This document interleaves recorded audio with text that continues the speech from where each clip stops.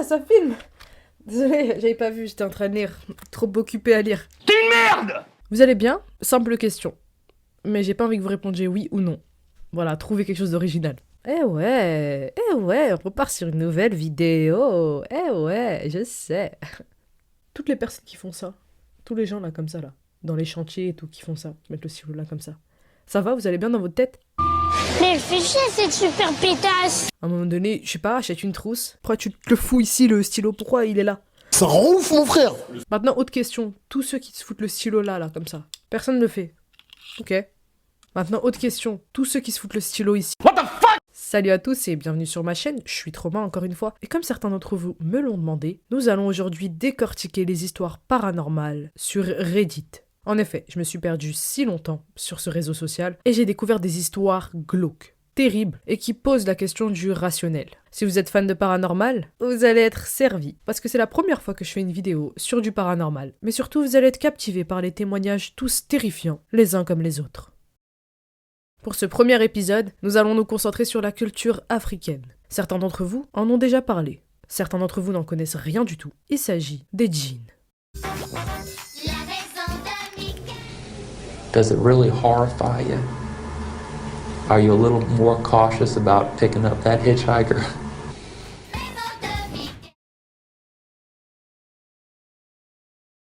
Petit disclaimer les gars. Et c'était pas le signe Illuminati, hein. C'était juste pour faire un disclaimer. Est-ce que c'est la fin du monde? Si vous avez cliqué sur cette vidéo, c'est que vous êtes conscient de ce que vous pourrez entendre. Au contraire, si vous êtes sensible à ce genre d'histoire, un conseil, allez regarder 24 heures pour goûter tous les restaurants de Paris. Et je ne viserai personne, parce que, voilà.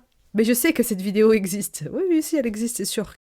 Et puis, vous savez quoi? Si vous avez cliqué, faut assumer. Âme sensible, s'abstenir. Bienvenue dans Surnaturel Witness. Imagination ou réalité.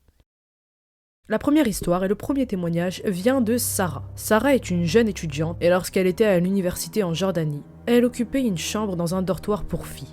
Bien que déjà enclinée à faire des rêves régulièrement, quelque chose d'étrange a commencé à se produire lors de son séjour dans ce dortoir. Ses rêves, qui semblaient étonnamment réalistes, se déroulaient toujours dans sa propre chambre. Et ces rêves étaient peuplés de figures qui, pour elle, dans son esprit, ressemblaient fortement à des djinns. Vous êtes dans l'ambiance ou pas? Je coupe là, mais vous êtes dans l'ambiance un peu ou pas? Éteignez la lumière. Moi, j'ai allumé la lumière parce que je suis trauma, c'est sûr. Mais vous éteignez la lumière, prenez une petite boisson. Et c'est là que Sarah nous parle de ses visions. Ces visions qui comprenaient des hommes et des femmes assis au bord de son lit, ainsi que 3 femmes suspendues à l'envers dans le coin de son plafond. Ces femmes étaient dotées de cheveux longs et des yeux brillants. Et ce qui rendait ces rêves encore plus perturbants, c'était le fait qu'ils semblaient se limiter à cette chambre spécifique. Sarah pouvait parfois ressentir des touchés, mais surtout un souffle sur son oreille, comme si quelqu'un respirait à côté d'elle. Et malgré l'absence physique de toute présence, cela durait plusieurs jours.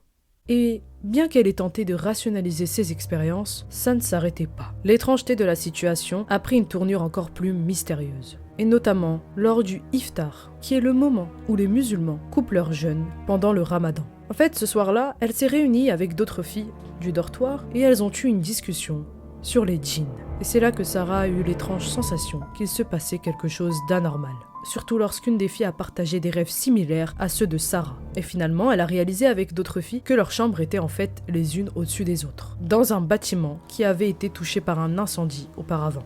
Bref, aujourd'hui on ne sait pas ce qui se passe. Le mystère persiste quant à la nature de ces expériences et Sarah nous explique finalement que depuis qu'elle a changé de chambre, ses rêves étranges ont pris fin. Ce qu'elle pense, c'est qu'elle aurait rencontré des djinns. Là où d'autres vont penser qu'elle faisait simplement des paralysies du sommeil. Mais est-ce que la ressemblance avec les rêves d'autres filles ne semble pas étrange? Maintenant, on va passer à une histoire qui regorge de détails. Et cette fois, elle est terrifiante. C'est l'histoire d'Adam. Adam a une tante. Appelons-la tante Amina. Elle est mariée depuis longtemps, mais elle avait toujours souhaité un enfant. Mais Amina ne pouvait pas en concevoir. Un jour, alors qu'elle priait comme d'habitude, tante Amina alla dans la salle de prière de la grand-mère d'Adam. Mais là-bas, cette femme dite pieuse a totalement basculé. Alors que ça faisait déjà 2 heures que la tante de Adam était dans la salle de prière, personne ne s'est demandé comment elle allait. Jusqu'au moment où des cris retentirent. des cris surtout d'animaux. Tout le monde a couru pour vérifier ce qui se passait. Tante Amina était par terre, couverte d'excréments. La pauvre femme avait déféqué et étalé ses excréments sur les murs et les livres religieux. Les événements étaient choquants, d'autant plus que cette femme n'avait jamais montré de signes de maladie mentale auparavant. Et la grand-mère d'Adam lui demanda ce qu'elle faisait. Et là, elle se retourna et dit dans sa langue natale « J'ai mangé Amina, j'ai mangé ses enfants, et je vais tous vous manger. » Rapidement, la grand-mère verrouilla la pièce et la salle de prière, et elle prit les enfants avec elle. Quelques heures après, Adam nous explique qu'ils vont amener un spécialiste, un ma'alim ou un molana, qui est un terme utilisé dans certaines cultures musulmanes pour désigner un enseignant religieux, un érudit ou alors un leader spirituel. Et d'après lui, tante Amina était possédée. Toute la ville était informée et même un prêtre de l'église catholique fut amené. Adam va nous raconter les détails de l'exorcisme de Amina. Amina fut attachée avec des cordes pour l'empêcher de souiller tout ce qu'elle voyait. Les enfants, dont Adam, qui avait environ 12 ans, n'avaient pas le droit de la voir. Mais il regardait souvent par les fenêtres. Elle aurait été ensuite exorcisée. Et le lendemain, elle serait subitement redevenue normale. Et c'est comme ça que l'histoire d'Adam se termine. Certains seraient du genre à penser qu'il s'agit d'une histoire surnaturelle et que la tante d'Adam avait vraiment été possédée. Mais si l'on est plus rationnel, elle aurait pu être victime de ce qu'on appelle le syndrome de Amok. Le syndrome de Amok est un état psychologique rare et culturellement spécifique dans lequel un individu, c'est souvent dans les cultures asiatiques, perd temporairement le contrôle de lui-même et devient violent de manière impulsive, parfois en attaquant même son entourage.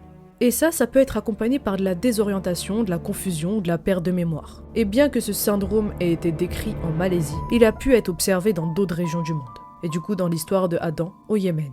Les causes exactes de ce syndrome ne sont pas totalement claires. On sait qu'il y a des facteurs sociaux, psychologiques ou biologiques qui peuvent contribuer à son déclenchement. Vous avez peur un peu là? Parce que moi, ça va pas quoi. Logique. Syndrome, tout ça, non. Oula. On ne sait pas si cette histoire est réelle. C'est le principe du paranormal. Ce n'est pas expliqué. Mais dites-moi ce que vous en pensez. Est-ce que vous avez déjà entendu cette histoire? Est-ce que vous avez des cas similaires? Si c'est le cas, n'hésitez pas à les partager en commentaire ou alors même à rejoindre mon Discord. Et dites-moi si vous voulez plus de vidéos sur le paranormal, j'y lirai tous vos commentaires. Bref la famille, on a vu nos histoires, on est bien ou pas? On a peur? Heureusement qu'il fait jour, hein. Franchement, vous voyez là? Heureusement qu'il fait jour. Bref la famille, j'espère que vous avez apprécié cette vidéo. N'hésitez pas à mettre un like, un commentaire, évidemment. Abonnez-vous si c'est toujours pas fait, et moi je comprends pas, et je vais toujours prendre cette voix jusqu'à ce que vous vous abonniez. On terminerait pas avec une petite musique. J'ai mal à la tête. J'ai mal à la tête. Allez, c'est pour vous. J'irai chercher ton cœur. La pire chose, c'est de faire semblant de chanter. Est-ce que j'ai quelque chose d'autre à dire? Non. Mais par contre, j'ai quelque chose à vous montrer. Encore. Ça fait beaucoup là, non?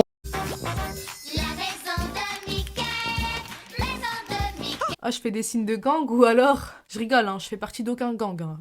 C'est un peu gênant. Parce que je suis quelqu'un de sympathique, finalement. Moi, je vous dis à plus dans le bus. Au revoir Maxime. C'est qui Maxime? Je ne sais pas. Mais frérot, tu écris?